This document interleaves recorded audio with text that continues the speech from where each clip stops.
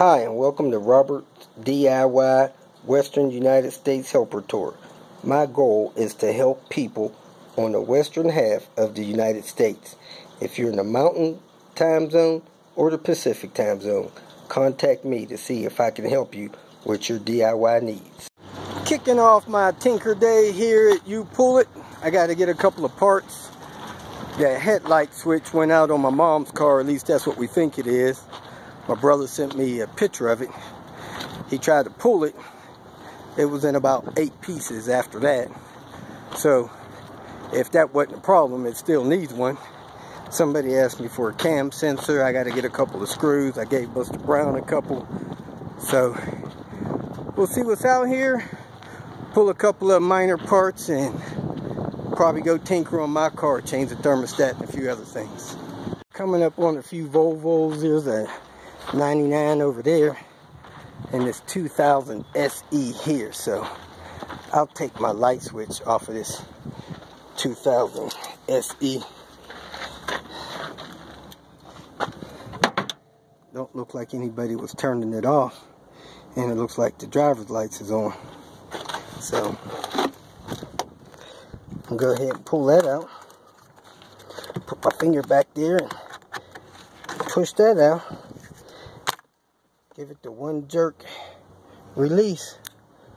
I'll go ahead and check the light bulbs and send that one to my mom.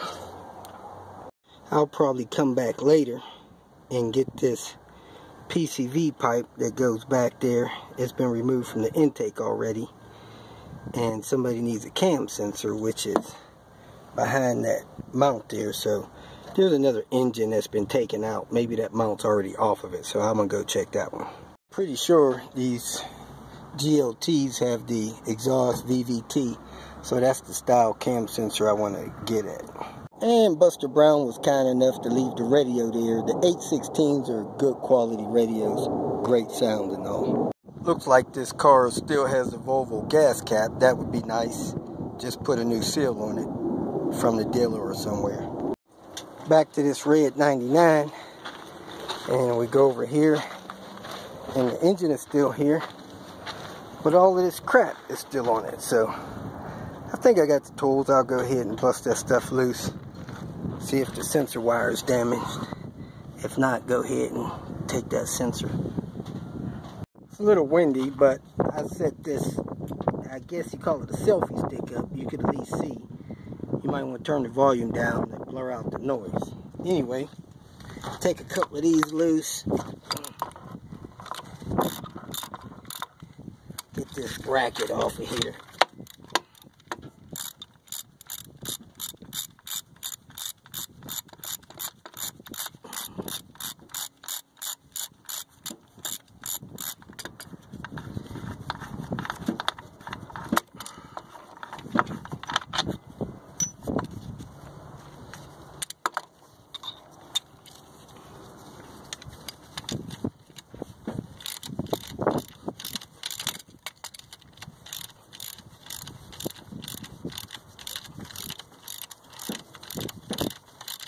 As you can see, stuff sitting out here in the desert wind gets dirty.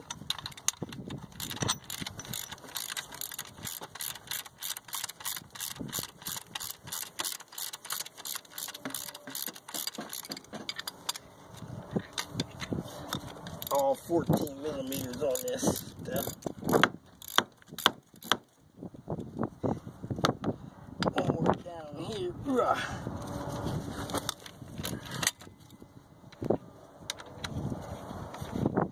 Speed handle on that stuff. Knock that off real quick. Since I don't have a electric gun that I carry around, this is pretty quick.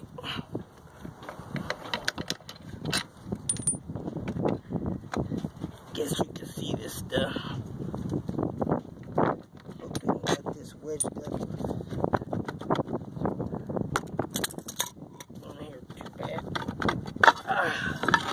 There it is.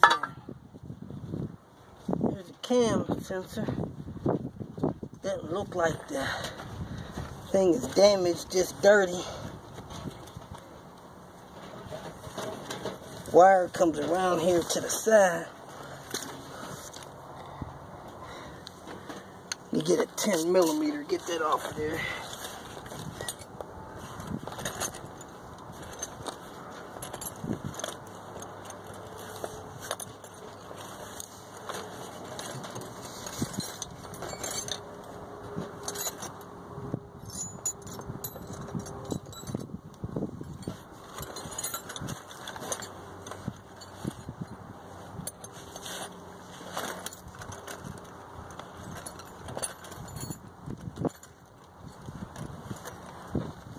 Here's my 10.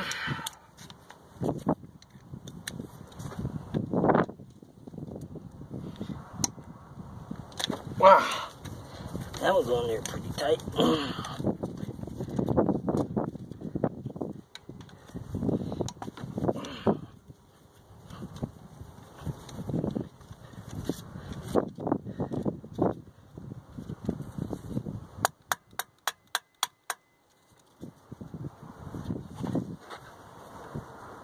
Somebody glued that thing on there. I'm gonna tap that off. If that glue look like it got in the sensor, I'll go find another one. Well, I pried the housing off, and now I realize I didn't even have to do that. To get the cam sensor off, you just get the 10mm off down on the bottom. It's a Denso, you don't even have to take the bracket off.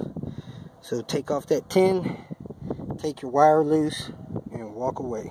I'm going to show you how to remove a camshaft position sensor on the 99 and newer Volvo i5 engines that has a VVT on the exhaust cam. This is the intake.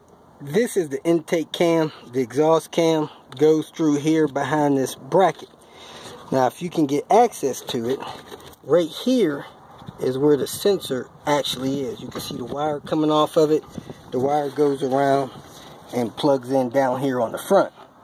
Now there's a 10mm bolt on there that you can possibly reach on the back side of it. You pull that bolt out, you can slide that sensor out if you could get this other stuff out of the way just a little bit. Let me see if I can position my tool on it. I have the tool positioned on it. I got a deep well 10mm 3/8 inch.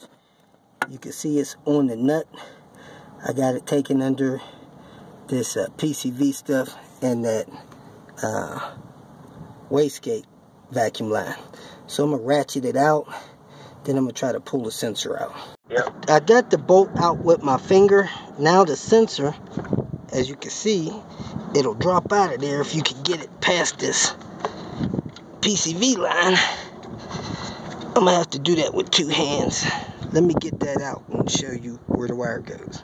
Alright, I got the sensor out. I follow the wire back up here to the front, and then I unplug it from the plug up here.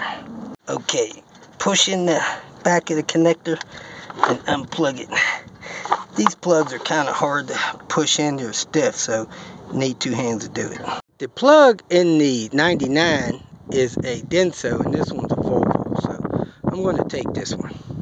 Alright, I'm running some errands, and I went by Pecco's to pick up my hoses for my power steering and a couple of oil cooler lines for the 850s, 98 and older models. I'm gonna head by the shop, drop off a part, then go get gas before I run out, and probably either go to lunch or go do my thermostat.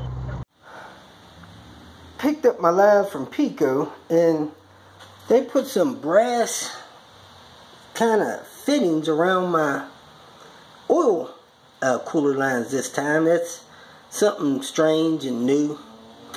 They did not use the higher pressure or higher temp 320 degree blue lines. They used these 280 degree lines. They did my power steering, the high pressure hose and the low pressure hose. So those look a little neat. I'm letting my car cool off a little bit while I'm going to clean out the back some. I may install that radio to see what's going on with that and assess my part situation and my tool situation, get that sort of. I think I'm going to leave tomorrow. I don't want to wait anymore for the guy in Vegas. I think I'm going to go head towards LA and take care of people there and catch the guy from Vegas on my way back. I've sat here about 4 or 5 days waiting for the guy in Vegas, and I don't think that's slowing down my progress on helping other people. At any rate, hopefully when I get back from LA and I need to be home the 1st of the month to help Mom, I believe, I will go ahead and install my rack and make a video for that. So I'm letting my engine cool down, the coolant system cool down, because I'm going to drain some of the coolant system down to under this thermostat housing and replace the thermostat, and I think that'll help me get better gas mileage. Let my engine cool off. It's down to 170 now. I wanted to get down under 150 before I start draining the radiator. The back of the car mostly cleaned out, but I did notice that the shocks are gone on this thing. When I sit down, it shakes a lot. When I bounce it, it bounces real easy and it doesn't stabilize fast. So that's how you know your shocks are bad. A common issue or problem with the 850s is that over time, this driver's side wiper actually lifts off of the window, and it'll wipe up to about here, and then it'll lift off the window and it won't make any contact halfway up. Basically what happens is there's something in the joint of the wiper arm that deforms over time.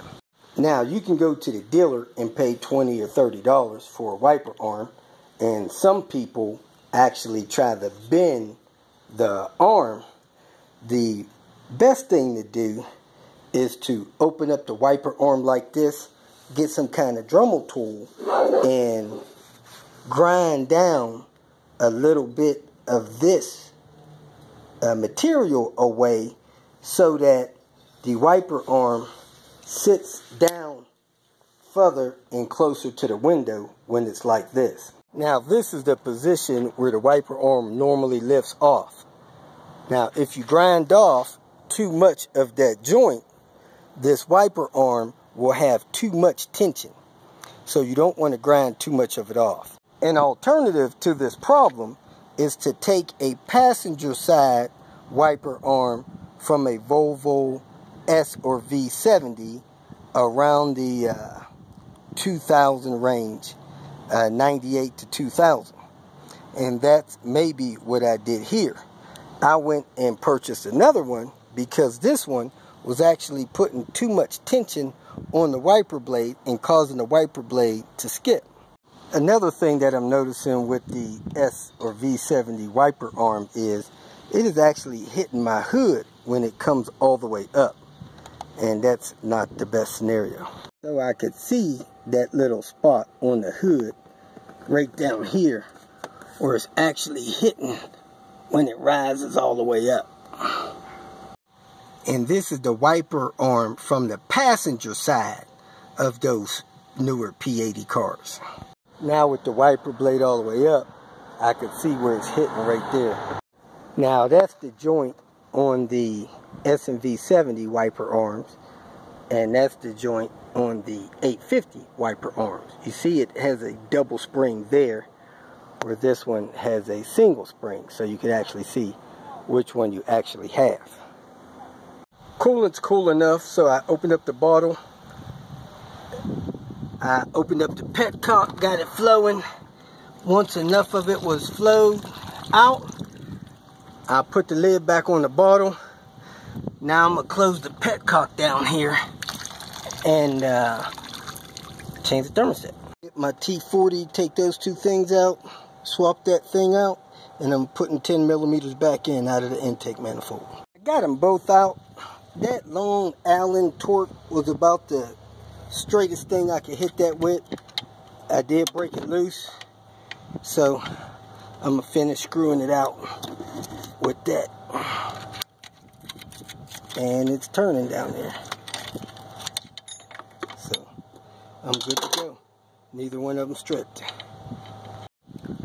Well, the Volvo shop, the dealership, tricked me.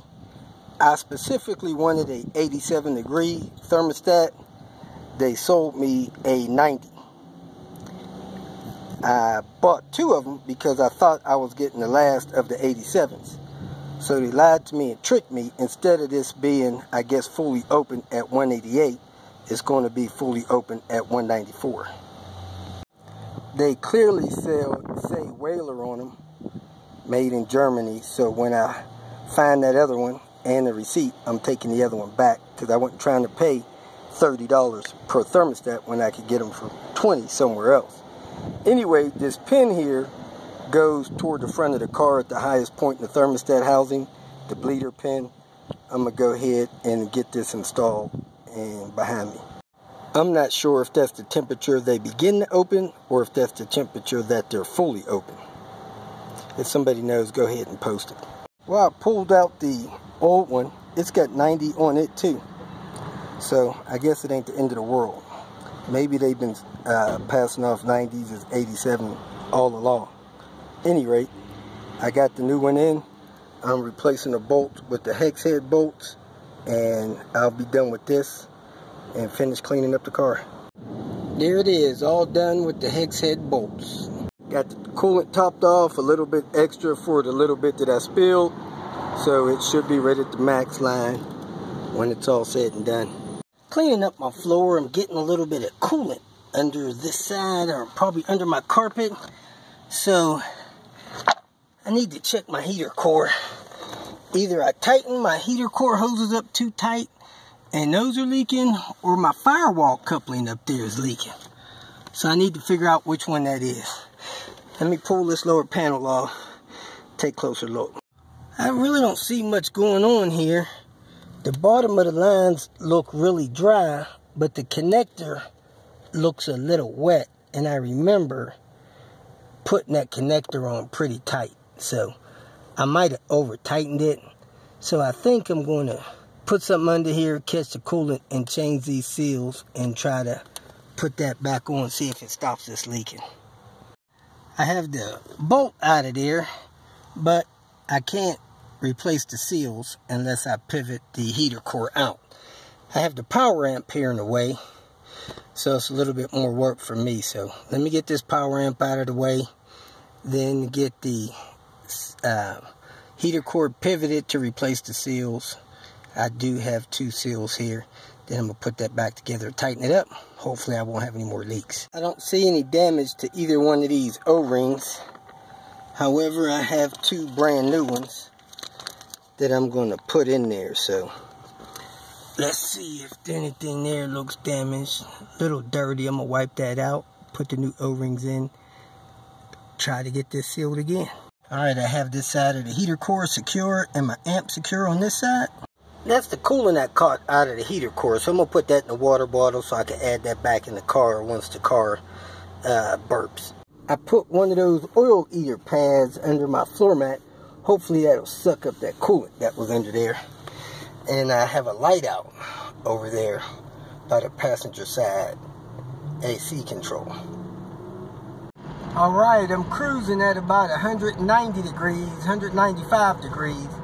Instead of the 177 that I was. So let me check, see what my gas mileage was. 22.5. I'm gonna reset that and see what it is in about 1,000 miles or so. It's at 5,800 miles on my trip. I'm gonna reset that too. Alrighty. Getting a little gas and calling it a night. Super unleaded is 236 here. A little bit higher than I expected. Nonetheless, and tomorrow I'm going to put my high mileage stickers on here. If you feel that this information was useful, please like it and share it with your social media friends. You can subscribe to my channel so that you will get notifications of future videos that I post. You can follow me on Twitter, and if you need to contact me directly, please visit my website. And if you have any questions, leave them below, and someone or myself will reply to them. Again, thank you very much for watching.